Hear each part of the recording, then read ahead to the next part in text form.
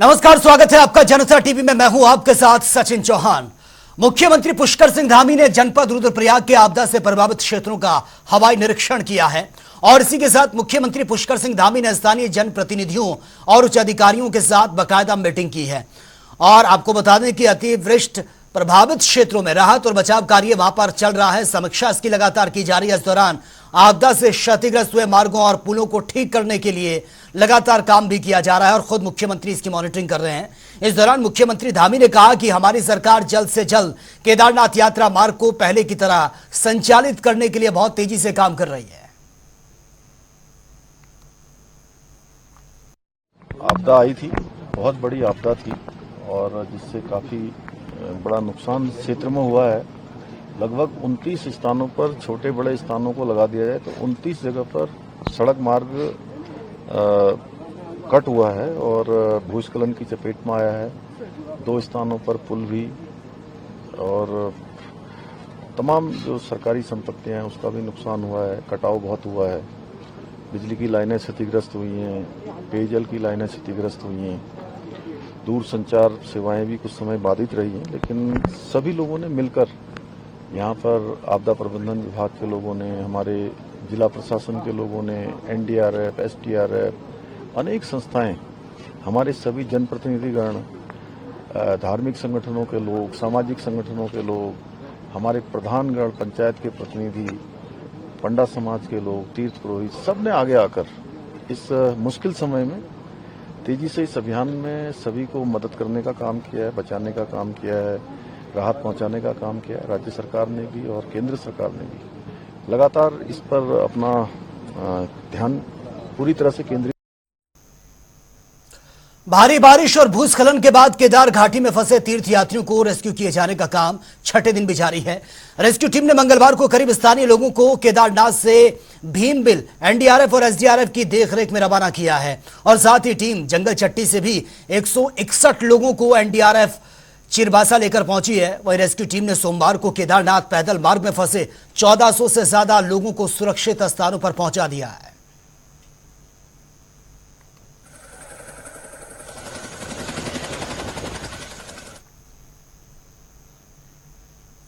और वहीं केदारनाथ आपदा को लेकर पूर्व मुख्यमंत्री हरीश रावत ने इस बार दुख जताया है और बयान देते हुए कहा कि पीड़ितों को ज्यादा से ज्यादा मुआवजा दिए जाने के लिए सीएम धामी से बातचीत की जाएगी। आगे उन्होंने क्या कुछ कहा वो एक बार सुन लेते हैं। मातृपुषी के लिए गया था और बहुत दुखद वो है और ऊपर वाले ने बहुत सारे लोगों को बचा दिया। पीड़ित परिवारों की तो मदद हुई है, लेकिन मकान टूटने का जो कंपनसेशन है वो कम है।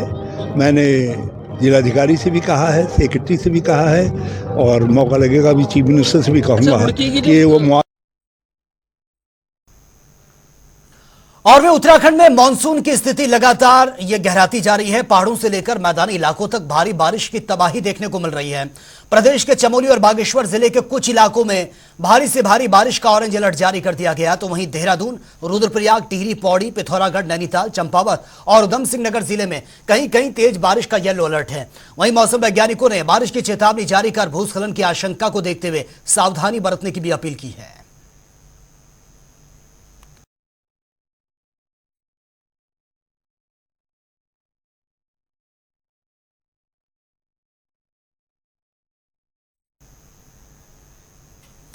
चलिए खबरों में आगे बढ़ते हैं। कमिश्नर कुमाऊं ने तीन पानी, मोटा हल्दू और साथ ही गोरा पड़ाव में नेशनल हाईवे और जल भराव वाले इलाकों का खुद निरीक्षण किया है। आम जनता की शिकायतें भी सुनी है। नेशनल हाईवे के बनने की वजह से जल भराव की स्थिति यहां पर हो रही है और जल की निकासी कई जगहों से नहीं हो पा रही है। कुमाऊं कमिश्नर ने सिंचाई और एनएच के अधिकारियों से ग्राउंड रिपोर्ट ये जानी है और कहा कि ड्रेनेज प्लांट सिंचाई विभाग तैयार करे जिससे कि पानी की निकासी कहीं दूर बाहर की जा सके।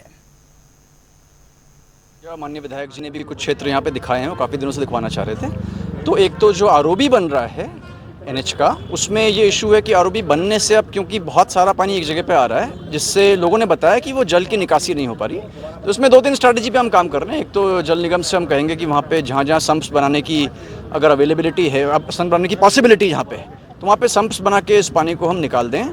दूसरा हम ये देखेंगे कि उस पानी को जो जमा हो रहा है दूर कहीं निकाला जा सकता है नहीं, इसके लिए एक सर्वे हम इरिगेशन से करवा देंगे और यहाँ पे एक छोटा सा ड्रेनेज प्लान भी बना देंगे ताकि इवेंचुअली ये पानी कहीं पे निकले।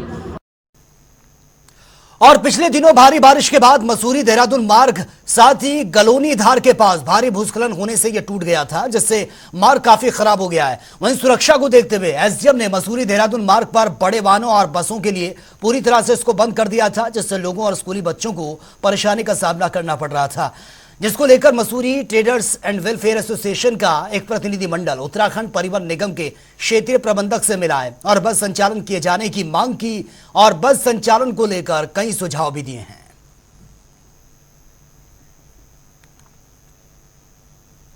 और वे मुख्यमंत्री पुष्कर सिंह धामी ने पत्रकार कल्याण कोष की राशि को 5 करोड़ से बढ़ाकर 10 करोड़ करने की घोषणा कर दी है। रिंग रोड स्थित सूचना भवन में मुख्यमंत्री ने एक मैराथन की यह बैठक की है, जिसमें सीएम धामी ने सूचना विभाग के कई प्रभागों का निरीक्षण भी किया है। पत्रकारों के लिए ग्रुप इंश्योरेंस लागू करने के संबंध में उन्होंने विभाग को परीक्षण करने के निर्देश दिए हैं। साथ ही उन्होंने सोशल मीडिया यानी कि फेसबुक, यूट्यूब और ट्विटर इन तमाम जगहों पर पैनल के लिए एक योजना बनाए जाने की उन्होंने बात की है और इस दौरान मुख्यमंत्री ने और तमाम घोषणाएं भी की हैं। सरकार की जो जन कल्याणकारी नीतियां हैं, जन उपयोगी नीतियां हैं और जन जन के कल्याण के लिए जो सरकार काम करती है, उनके लाभ के लिए, उनकी सहायता के लिए वो गांव-गांव तक पहुंचे, घर-घर तक पहुंचे, एक-एक जन-जन तक पहुंचे। इस निमित्त आज सूचना विभाग की आज यहाँ पर समीक्षा हुई है और बहुत सारे बिंदुओं पर निर्णय भी लिए गए हैं, आगे की कार्य योजना भी बनाई गई है। तहसील स्तर तक के जो पत्रकार हैं, उनके पत्रकारों की मान्यता प्रदान करने की अलग से व्यवस्था बनाई जाएगी और साथ में जो पत्रकार कल्याण कोष है, पत्रकार कल्याण कोष को 5 करोड़ से बढ़ाकर 10 करोड़ किया जाएगा। इसका भी जो है आज निर्णय किया है। साथ ही जो पत्रकारों का हमारा कोटा है, वो कोटा भी बढ़ाया जाएगा। इसके साथ ही हमने अपने पत्रकार भाइयों के लिए जो ग्रुप इंश्योरेंस योजना लागू करने के लिए भी विभाग को परीक्षण करने के लिए कहा। फिलहाल यहां रुकेंगे एक छोटे से ब्रेक के लिए, लौटेंगे कुछ और खबरों के साथ।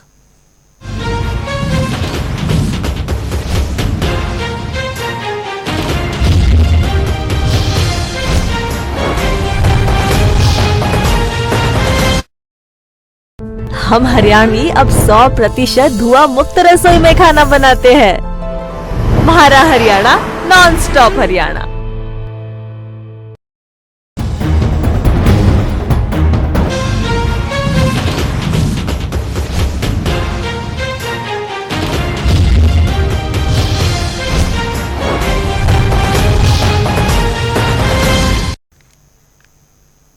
ब्रेक के बाद खबरों में आपका एक बार फिर से स्वागत है। भारत के पड़ोसी देश श्रीलंका के बाद बांग्लादेश में भी तख्ता पलट हो गया है। तख्ता पलट के बाद बांग्लादेश में हिंसक विरोध प्रदर्शनों का दौर भी शुरू हो गया और इस बीच प्रधानमंत्री शेख हसीना ने पद से इस्तीफा दे दिया है। शेख हसीना बांग्लादेश छोड़कर भारत पहुंच गई हैं। बांग्लादेश में हुए घटनाक्रम पर भारत की भी निगाहें टिकी हुई हैं। बांग्लादेश में हुए तख्ता पलट पर राजनीतिक दलों की प्रतिक्रियाएं भी सामने आई हैं। वहीं कांग्रेस नेता हरीश रावत ने कहा कि यह बहुत ही दुर्भाग्यपूर्ण है कि हमारे पड़ोसी देश बांग्लादेश में राजनीतिक अस्थिरता है और चुनी हुई सरकार ने इस्तीफा दे दिया है। निश्चित तौर पर इसका असर पड़ेगा, क्योंकि बांग्लादेश अवामी लीग, शेख हसीना, इनसे हमारे बहुत घनिष्ठ संबंध थे और बांग्लादेश भारत की भावना का प्रतीक है और वहां यदि किसी तरीके की भी हिंसा होती है और इस तरीके की घटनाएं होती हैं तो वो हमारी चिंता का विषय है। हमारे पड़ोस में पाकिस्तान में जो कुछ हो रहा है या अफगानिस्तान में जो कुछ हो रहा है, उसका परिणाम हमको भुगतना पड़ा है। अब इसी तरीके की स्थितियां मालदीव में, श्रीलंका में पैदा हुई। श्रीलंका में तो और चिंताजनक स्थिति पैदा हुई। तो इन देशों में स्थिरता भारत की पहली प्राथमिकता है। बांग्लादेश में भी स्थिरता हमारी पहली प्राथमिकता है। हम उम्मीद करते हैं कि जैसा सेना प्रमुख ने कहा है कि एक अंतरिम सरकार गठित की जाए। और वे रुड़की के झबरेड़ा नगर पंचायत एक बार फिर से चर्चाओं में हैं। आपको बता दें कि नगर पंचायत के पूर्व चेयरमैन और पूर्व राज्य मंत्री गौरव चौधरी ने प्रधानमंत्री आवास योजना में बड़े पैमाने पर गड़बड़ झाले का आरोप लगा दिया। साथ ही नगर पंचायत के ईओ का घेराव भी किया है। उन्होंने कहा कि प्रधानमंत्री आवास योजना में आवास पात्र लोगों को ना देकर कुछ खास और बड़े लोगों को यह सब कुछ दिया जा रहा है, जिसे कभी भी किसी भी कीमत पर बर्दाश्त नहीं किया जाएगा। हमारे पास स्टार्टिंग से जब डॉक्टर साहब चेयरमैन साहब थे तभी जो है हमारे पास 16-17 से डीपीआर चल रही थी, जिसमें एक डीपीआर 66 लोगों की थी, उसके बाद 203 लोगों की, 304 लोगों की और 289 लोगों की। तो उस डीपीआर में फर्स्ट जो डीपीआर चल रही थी 66 वाली, उसमें आज तक सारे कंप्लीट जो है 66 लोगों को पैसा दिया जा चुका है, उनके मकान भी कंप्लीट हो गए हैं।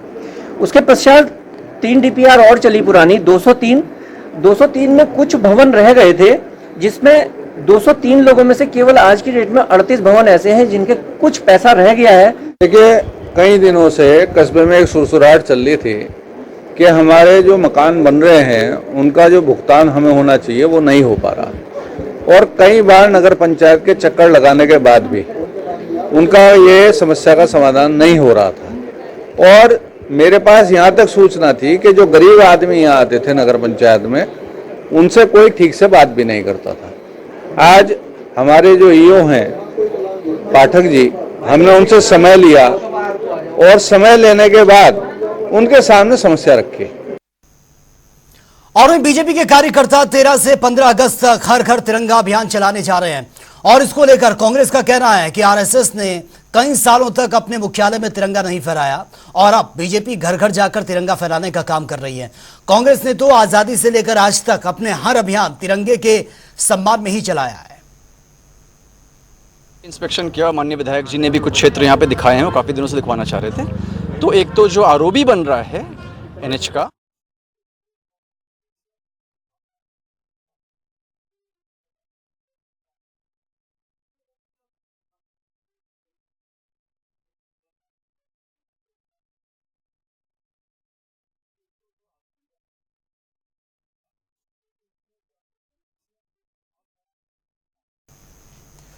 और देहरादून के शेषमबाड़ा कूड़ा प्लांट में कूड़े के निस्तारण को दोगुना करने की तैयारी में नगर निगम जुटा हुआ है।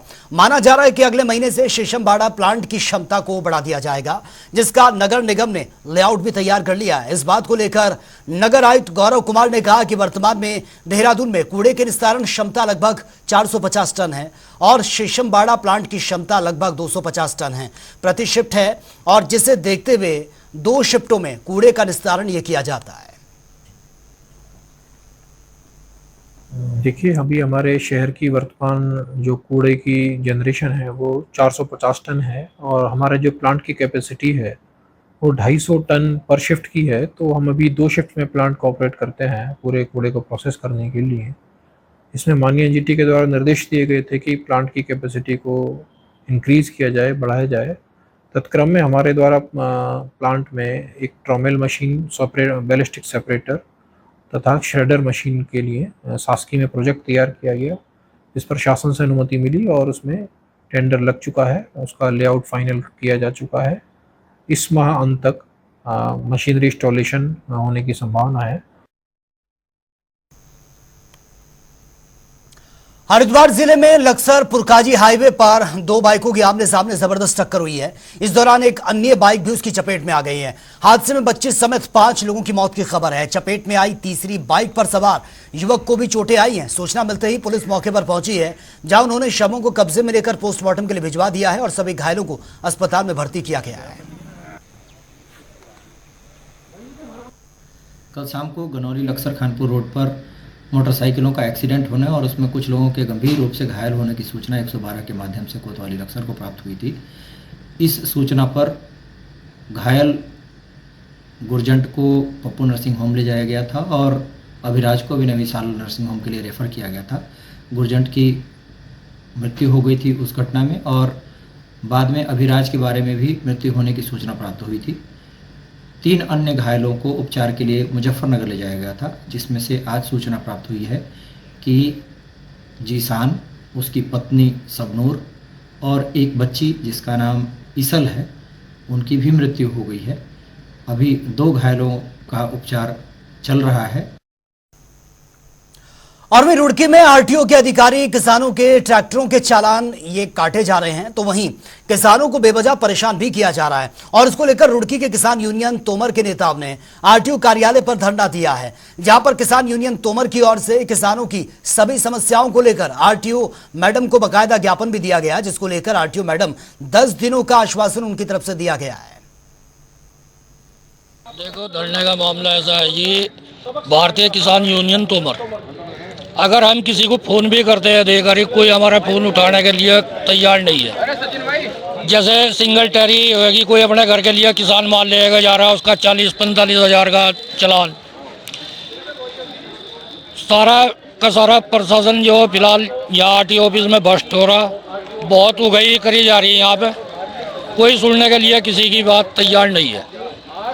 दिया मैडम ने अगर 10 दिन के अंदर सिचुएशन नहीं निकलती तो हटकर फिर धरने पर प्रदर्शन हो। किसानों ने अपनी कुछ समस्याएं ज्ञापन के रूप में हमारे सामने प्रस्तुत की हैं। जो भी उनकी समस्याएं हैं उनका बिंदुवार निस्तारण किया जाएगा और यदि कुछ प्रॉब्लम पाई जाती है तो उसके खिलाफ कार्रवाई की जाएगी। और उधम सिंह नगर में तहसील दिवस का आयोजन किया गया, जिसकी अध्यक्षता एसडीएम रविंद्र सिंह बिष्ट ने की है। इस अवसर पर तहसीलदार सहित कई विभागों के अधिकारी और कर्मचारी मौके पर मौजूद रहे हैं। कई समस्याओं को लेकर दर्जनों फरियादियों ने अपनी समस्याएं रखी हैं। वहीं समस्याओं के निस्तारण के लिए एसडीएम ने संबंधित विभागों के अधिकारियों को आवश्यक दिशा निर्देश दिए हैं।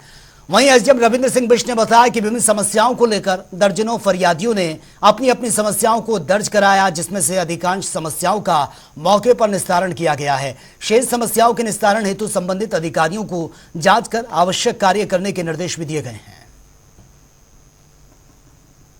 यहाँ पर आए थे, जिसमें काफ़ी दर्जन के लगभग शिकायत हमारे यहाँ पर दर्ज हुई थी, जिसमें से लगभग 10 को हमने मौके पर ही निस्तारण कर दिया। अन्य समस्या को मैं संबंधित अधिकारी को लिख दिया कि उसकी जांच करके उसका निस्तारण। किस किस टाइप की समस्याएं थी? किसी के घर में पानी भरा हुआ है, किसी के घर में कुछ मतलब कोई रास्ता ब्लॉक हो गया है, ऐसी कई अन्य समस्याएं थी जिसको लेकर फरियादी यहाँ पर आए थे। कईयों के हमने मौके में ही निस्तारण कर दिया और अन्य किसी को हमने संबंधित अधिकारियों को, विभागीय अधिकारियों को लिख दिया है कि इसको जाँच करके इसको निस्तारण करें। तो चलिए आगे अब बात होगी 2 मिनट में 10 बड़ी खबरों की।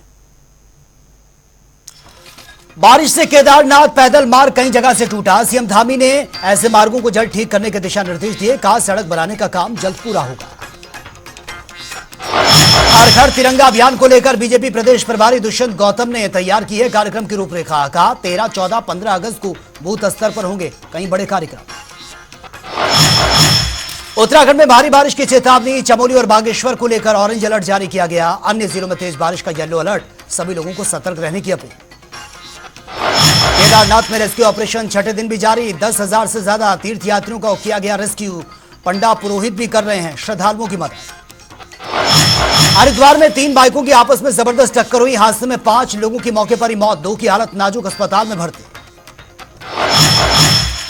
हल्द्वानी में नहर में मिला है बच्चे का शव। 5 दिन बाद एसडीआरएफ और एनडीआरएफ की टीम ने बरामद किया। एसडीएम हल्द्वानी ने दी जानकारी। मसूरी में शराब की दुकान के लाइसेंस निरस्त कर दिया गया है। एसडीएम ने बड़ी कार्रवाई की है। दुकान को लेकर लगातार शिकायतें मिल रही थी। हरिद्वार में केमिकल फैक्ट्री में भीषण आग लगी है। आग से अफरा तफरी मच गई। फायर ब्रिगेड की 4 गाड़ियां मौके पर पहुंची, बमुश्किल आग को कंट्रोल किया। रुड़की में भारतीय किसान मजदूर यूनियन का जोरदार प्रदर्शन। ऊर्जा निगम के कार्यालय पर दिया धरना। किसानों ने ऊर्जा निगम, लैंडोर, एसडीएम को ज्ञापन सौंपा। मसूरी में हर्षोल्लास के साथ मनाया जाएगा स्वतंत्रता दिवस। अनाथ बच्चे करेंगे कार्यक्रम में शिरकत। एसडीएम ने विभिन्न विभागों के अधिकारियों की बैठक भी ली। तो फिलहाल इस बुलेटिन में मेरे साथ इतना ही, लेकिन तमाम खबरों के लिए आप बने रहिए जनता टीवी के साथ। नमस्कार।